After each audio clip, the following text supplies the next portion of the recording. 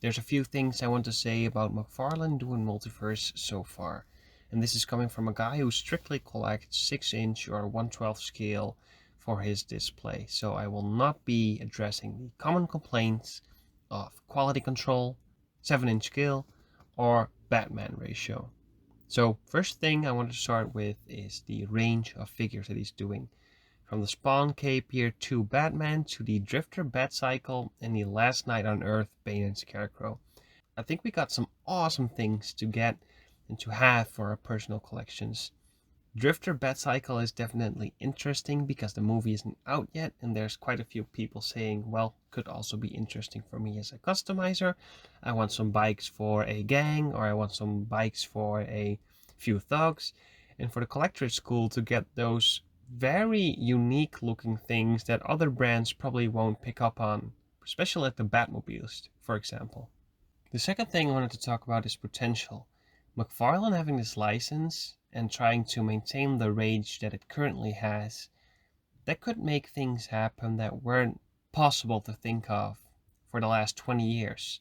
I mean, how many times did 6 or 7-inch scale collectors think about the Batmobiles all brought out by a cheaper company that could be pimped up with lights and whatever?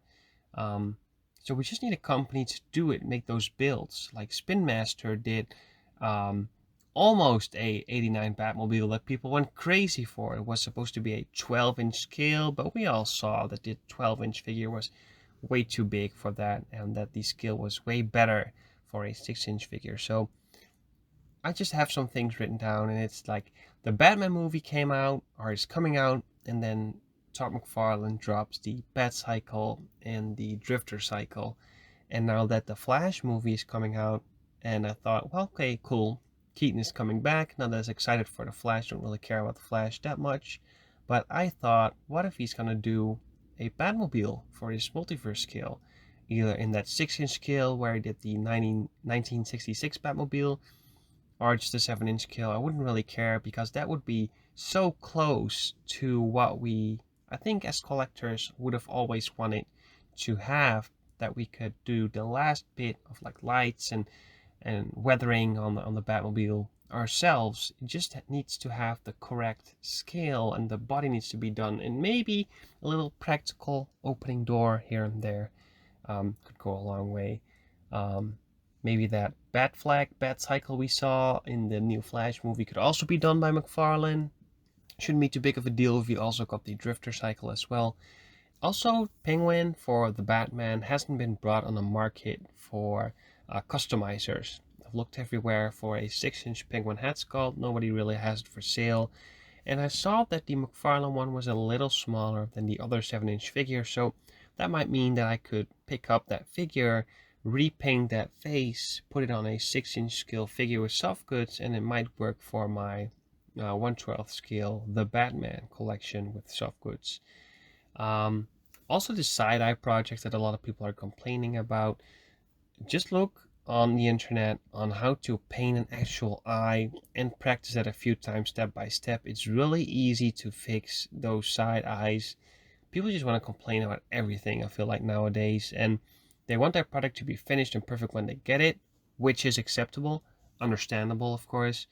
But you can do so much yourself with so little effort, and yeah, for me, it's just really cool to keep seeing all the things that McFarlane's coming up with, and I won't buy into everything. I got 5 of the build figure Banes. I got a lot of like fodder pieces from the collection, like those Robins with the chains, the Batman Who Laughs. I think those are all cool figures, even though it's 7-inch scale. I don't really care for that scale, but it's just cool to have things like that. It's cool items, cool figures. They look good. Don't care for articulation that much. The McFarlane Year 2, which just customized that entire cape. Such an awesome setup, and just sold that figure. So really, just good things. Batmobeast, I won't buy. It's really, really big, but it's so cool to see things like that. If you always wanted a Batmobeast, you can get that in that scale. You can pose a 7-inch figure in there. How awesome is that? So what do you guys think of McFarlane doing the multiverse line? Again, keeping those pretty generic complaints out of the window. Let me know, share your thoughts. Let's talk about DC Multiverse by McFarlane.